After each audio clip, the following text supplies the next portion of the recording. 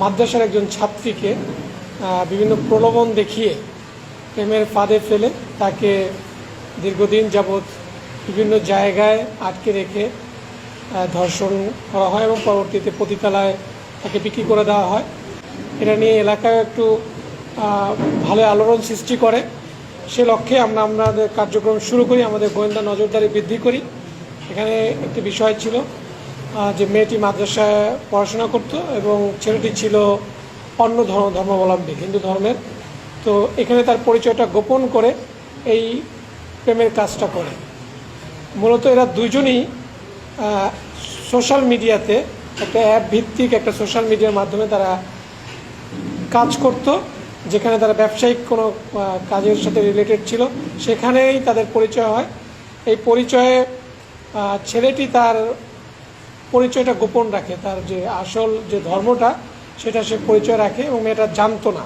এটা যখন আমাদের নজরে আসে আমরা এটা নিয়ে কার্যক্রম শুরু করি। কার্যক্রমের শুরুর প্রেক্ষাপটে একটা পর্যায়ে আমরা জানতে পারি যে এই ছেলেটা সাতক্ষীরায় আশাশুনি থানার একজন বাসিন্দা এবং তার বয়স অ্যারাউন্ড 20-20-এর মতো করে।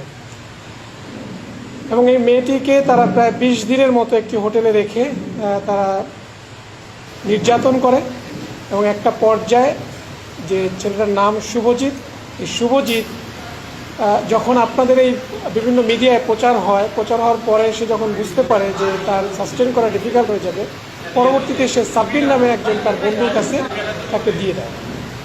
দেওয়ার পরে এই সাব্বির তাকে একটি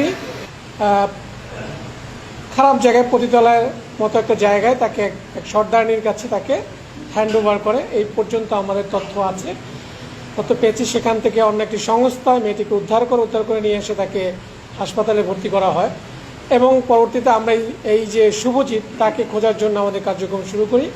এবং গতকাল আমরা জানতে পারি যে শুভজিৎ সাতক্ষীরাতে আছে এবং সে যখন সোশ্যাল মিডিয়াতে এইভাবে যখন প্রচার শুরু হয় তখন সে যখন বুঝতে পারে যে আইনশৃঙ্খলা বাহিনী তাকে তার পিছনে লেগেছে এবং তাকে খোঁজাখুঁজি শুরু করেছে, তখন সে গত কয়েকদিন যাবতই পার্শ্ববর্তী একটি দেশে পালিয়ে যাওয়ার চেষ্টা করে।